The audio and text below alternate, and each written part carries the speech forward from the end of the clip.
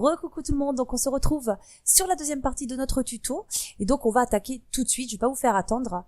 Et maintenant donc on va aller se rendre sur le montage et on va régler au niveau du son audio de façon à ce que ce soit le plus parfait possible, le plus clair, le plus net et qu'il n'y ait pas de bruit de fond surtout. Alors moi j'utilise Movie Studio Platinum, donc je vais ouvrir tout de suite. Donc nouveau, ok, tac. Là, c'est vraiment, on va s'occuper vraiment de notre voix, du son de la voix. Donc, quand vous rentrez votre vidéo, donc on va prendre une vidéo, allez, booster un tuto que j'ai fait il y a pas longtemps d'ailleurs. Hop. Donc, on le laisse charger. Donc là, vous aurez votre séquence, donc vidéo et audio. Et là, ce que vous allez faire, c'est d'abord donc télécharger le logiciel Audacity. Donc, le lien se trouve dans la description. Alors c'est un logiciel libre qui permet d'enregistrer du son numérique par le biais des entrées lignes, micro, CD, carte son, etc. C'est un excellent logiciel justement pour optimiser vraiment votre son, le son de votre voix au maximum. Donc moi c'est vrai que j'utilise Movie Studio Platinum 13, je pense que ça doit être à peu près la même chose sur les autres, enfin en tout cas j'espère. En tout cas ce qu'on va faire, c'est qu'on va intégrer donc ce logiciel, donc Audacity, en tant que plugin à l'intérieur de notre logiciel de montage. Donc, vous allez sur Options, Préférences, juste là, Audio. Et donc là, vous allez rechercher donc Audacity qu'on a justement installé. Donc là, il me met automatiquement dessus, mais sinon, vous allez sur ce PC ou ordinateur, Disque C, Programme File, Audacity, et là, vous avez l'application, donc avec l'extension .exe. Sélectionnez, vous ouvrez. Voilà. Et à partir de là, donc, hop, vous cliquez sur OK. Donc, il est considéré comme un plugin et on va s'en servir justement pour travailler le son de votre voix parce que c'est bien avec le logiciel de montage, on peut le faire. Mais c'est pas aussi poussé qu'avec Audacity, aussi précis et le rendu n'est pas aussi joli. Alors, une fois que tout ça est fait, vous allez sélectionner votre séquence audio, cliquez droit dessus et ouvrir une copie dans l'éditeur audio, donc dans Audacity. Alors si vous voulez, moi j'ai déjà fait un tuto là-dessus. J'ai déjà fait un tuto, au pire je vous laisserai le lien dans la description si ça vous intéresse. Parce que déjà on va, voilà, zoom normal. Voilà, zoom normal c'est bien. Alors maintenant, c'est vrai que je sais pas si vous allez bien entendre par contre. Alors il faut savoir que cette séquence a déjà été travaillée, du coup il n'y a pas de bruit de fond en fait. Si vous écoutez bien ici, vous n'entendez rien du tout. Alors qu'à la base il y avait un bruit comme un... Voilà, il y avait ça, c'est-à-dire qu'il y a le ventilateur, il y a d'autres bruits à côté, extérieurs, etc. On n'a pas tous un super micro. Moi, la première d'ailleurs, parce que bon, avoir un super micro, ça coûte assez cher. Donc pour les personnes qui n'ont pas un super micro, honnêtement, Audacity est indispensable pour supprimer tous ces bruits de fond et pour faire en sorte que votre son soit le plus impeccable possible.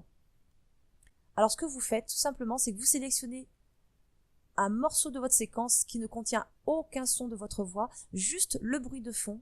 Donc là, si je fais play, vous n'entendrez rien, mais par contre, sur la vôtre, logiquement, vous devriez entendre un bon, je vais pas le refaire, mais voilà, ce genre de bruit. Et une fois qu'il est sélectionné, vous allez vous rendre sur Effets, juste là, et vous allez cliquer sur Noise Reduction. Parce que moi, c'est une des dernières versions. Sur les anciennes, ce sera pas Noise Reduction, ce sera supprimer les bruits de fond, tout simplement. Donc vous cliquez.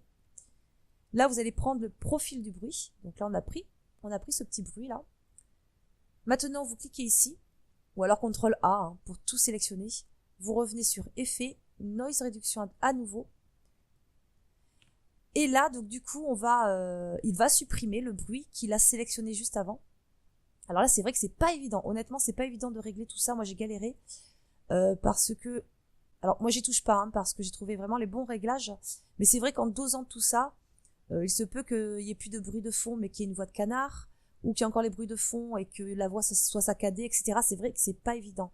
Donc pour moi, l'idéal, c'est, voilà, en réduction de bruit, je suis à 18, sensibilité 6, et au niveau de la fréquence de la bande, je suis à 15. Je suis restée à 15 et je reste toujours à 15. Donc là, OK. Voilà, donc une fois que c'est fait, ensuite, vous revenez sur Effet, juste là, vous allez sur Grave et Aigu. Pareil, ce sont mes propres paramètres, vous pouvez très bien vous amuser à tester un petit peu et voir ce qui vous correspond. Moi, j'aime bien comme ça, j'enlève un petit peu d'aigu, je rajoute des graves. Vous voyez, je suis à 5 en grave, -3 en aigu, et moins 15 au niveau des décibels. Donc, OK. Voilà, donc là, il s'est ajusté. Alors, une fois que c'est fait, vous retournez sur Effet et maintenant, on va aller sur Amplification parce que du coup, le son sera beaucoup trop faible. Alors là, vous allez tester faire Aperçu. Voilà. Si ça vous paraît correct, vous cliquez sur OK. De toute façon, faut pas que ça dépasse.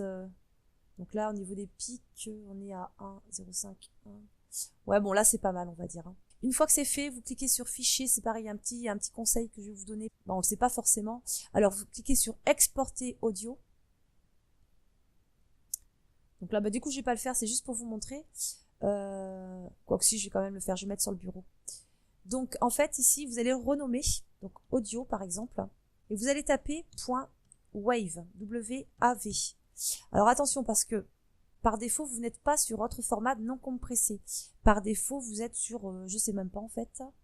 Je crois que vous êtes sur WMA, je sais pas, je suis pas sûre. Mais en tout cas, moi j'en ai essayé pas mal, ça convient absolument pas. Le mieux honnêtement, c'est de sélectionner autre format non compressé. Et vous rajoutez le .wave. Et enregistrer. OK. Voilà, donc ça c'est fait. Donc vous revenez sur votre logiciel de montage vidéo. Alors là, vous avez l'ancienne séquence. Du coup, je vais insérer une piste, aller chercher. Donc, vous allez rechercher votre piste audio, tout simplement. Vous allez la glisser ici. Tac. Hop. Celle-ci, vous la mettez en muet. L'ancienne, on s'en fiche. Nous, ce qui nous intéresse, c'est la nouvelle. Vous devrez logiquement élever un petit peu le son, le volume, puisque avec les modifications qu'on a faites, ça paraîtra un peu plus faible. Et là, vous allez cliquer sur effet de piste, juste là. Donc, vous sélectionnez bien EQ piste. Vous avez ceci. Alors, vous allez rester cliqué sur le 4, juste là. Et on va le placer sous le 1, à peu près à ce niveau-là. Alors, vous verrez, parce que moi, je vais pas le faire, parce que vous n'allez pas entendre, de toute façon, ça sert à rien. Vous ferez un test, hein. Quand il est ici, vous mettez play, et quand il est là, vous remettez play. Vous allez voir la différence. Personnellement, je trouve que c'est beaucoup plus joli. Surtout avec les réglages qu'on vient de faire avec Audacity. Ah, mais c'est pas vrai. Voilà. Et ça, vous pouvez le fermer. Et là, logiquement, votre vidéo, et je vais pas dire qu'elle est parfaite, hein, parce que ça n'existe pas, mais en tout cas, il y aura vraiment plus de bruit de fond, votre voix sera fluide, passera bien, et ce sera quand même beaucoup plus agréable à écouter, à entendre, quoi. Maintenant, ce qu'on va faire, c'est qu'on va s'occuper de l'enregistrement de votre vidéo. On va l'enregistrer en haute qualité. Et quand on est en jeu, moi, je privilégie, c'est vrai que j'en ai pas parlé tout à l'heure, mais quand personnellement, moi, je suis en jeu, je passe en 720p par... Ah si, j'en ai parlé tout à l'heure. Ouais, je parlais de la vitesse d'affichage, justement. Donc, je varie entre 30 fps ou 60 fps. Vous pouvez tester 1080p 30 fps, ou alors 720p 60 fps. Il y en a beaucoup qui font de cette manière-là parce que pour eux c'est un bon compromis. Moi je trouve que c'est pas mal aussi. Après c'est à vous de tester en tout cas. En tout cas, si vous ayez filmé votre bureau ou votre jeu, alors admettons que vous l'ayez filmé en, je sais pas, 1080, vous avez un écran, une résolution de 1080, vous filmez en 1080p, 30 ou 60 fps, hein, comme vous voulez, vous choisissez, vous testez avant. Alors à ce moment-là, on va l'enregistrer. Je vais vous montrer. Donc là, vous allez vous rendre sur... Donc faire un film. Donc vraiment pour choisir la meilleure définition. Donc vous allez l'enregistrer d'abord sur votre disque dur. J'ai pas essayé directement sur YouTube. Hein. Vous pouvez essayer, je sais pas si on aura les mêmes options. Donc ici, vous cliquez. Et là, vous allez sur Options avancées. Donc là, c'est quand même assez important parce que les propositions par défaut ne sont vraiment pas adapté, enfin moi je trouve. Là, vous allez vous rendre sur Main Concept AVC AAC, surtout. Et une fois que vous avez sélectionné, vous aurez donc ce menu déroulant. Et là, vous allez choisir Internet HD, donc haute définition 1080p. Si vous avez un écran, je répète, de 720, ça sert à rien de filmer en 1080. Donc voilà, suivant votre propre résolution, vous choisissez évidemment entre les deux. Certains ne voient pas de différence entre 1080 et 720. Il faut savoir que les deux sont des hautes définitions qu'on retrouve d'ailleurs sur YouTube. En bas à droite de l'écran, quand vous lisez une vidéo, vous avez souvent HD. Quand c'est affiché, en tout cas, ça veut dire que la personne l'a justement enregistrée en soit 720, soit 1080p. Donc c'est vraiment le mieux. Moi, je vous conseille vraiment d'enregistrer une vidéo en dessous de 720 parce que c'est vraiment pas joli à regarder et ça peut dissuader quand même beaucoup de personnes qui passent par là. Donc 1080, 720, il y en a qui ne voient pas vraiment de différence. Moi, personnellement, j'en vois une. Petite, mais j'en vois une. Je trouve que c'est quand même beaucoup plus précis avec du 1080p. Mais il faut savoir qu'en l'enregistrant en 1080p, forcément, le rendu sera un peu plus long et l'upload sera également un peu plus long, ce qui est tout à fait logique. Après, oui, c'est pareil. J'ai vu qu'il y en a qui se posaient pas mal de questions sur la différence entre 1080p et 1080i. Bon, là, je l'ai pas du coup. Donc, si vous pourriez très bien tenter et puis même ne pas savoir la différence, parce que parfois, vous avez également 1080i juste à côté. Alors, moi, je vous le déconseille parce qu'en fait, c'est identique au 1080p en matière de définition. Mais par contre, ça diffère au niveau du traitement de l'image. Donc, en fait, les images sont entrelacées, si vous voulez, et ça peut causer des défauts au niveau de l'image, justement. Donc, si jamais vous voyez 1080i, je vous déconseille vraiment de le choisir. Voilà. Donc, vous enregistrez votre vidéo. Votre vidéo, maintenant, prête à être uploadée. Bon, faut savoir, je pense que ceux qui sont habitués, savent aussi bien que moi que l'upload, c'est très long. Ça peut être très très long suivant le temps de votre vidéo et galère, faut le dire, c'est quand même assez galère parce que parfois, en plus, notre vidéo est prête, donc on est quand même pressé qu'elle soit diffusée sur YouTube et malheureusement, faut attendre. Alors si en plus vous avez une mauvaise connexion, je vous explique même pas, ça peut aller jusqu'à de quelques heures à peut-être 1 ou 2 jours parfois pour certaines personnes. Donc la petite astuce que je vais vous donner, alors c'est pareil, j'ai déjà fait une vidéo là-dessus. C'est un logiciel qui s'appelle Unbreak, qui est vraiment excellent. Moi honnêtement, je ne m'en passe plus. Depuis que je le connais, c'est un vrai bonheur parce que j'upload beaucoup plus vite. Voilà, donc ça s'appelle Unbreak, pareil, dans le lien vous avez la description. Et je vous laisserai également le lien de mon tuto, justement, si vous voulez le découvrir en profondeur, parce que là, je vais juste le survoler. Voilà, vous arrivez ici, download. Bon, enfin, je vous laisse le tuto dans la description. Hop. Et Unbreak, qui est juste là. Alors, en fait, c'est une sorte de convertisseur, mais pour moi, c'est vraiment pas n'importe lequel, parce que il garde vraiment la qualité maximum de notre vidéo initiale, à condition qu'on ait effectué les bons paramètres. Alors en fait, moi, je sais que j'ai déjà créé une sauvegarde. Donc, c'est pareil, je vous ai montré dans le tuto pour les sauvegardes. Donc, en cliquant sur la sauvegarde, vous avez automatiquement les bons paramètres qui s'afficheront. Donc, vous aurez carrément tous les détails dans la vidéo. Et là, ce sont vraiment les bons paramètres. Enfin, en tout cas, pour moi, les meilleurs paramètres.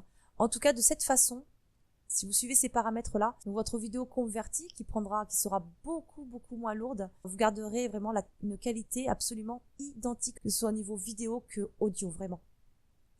Voilà, donc encore une fois, je vous laisse le lien dans la description de mon tuto par rapport à Unbreak. Je vous conseille vraiment d'aller le voir, d'aller jeter un œil parce qu'après, l'upload sur YouTube sera vraiment un plaisir et ça prendra le temps que ça prendra, mais ce sera en tout cas beaucoup, beaucoup plus rapide.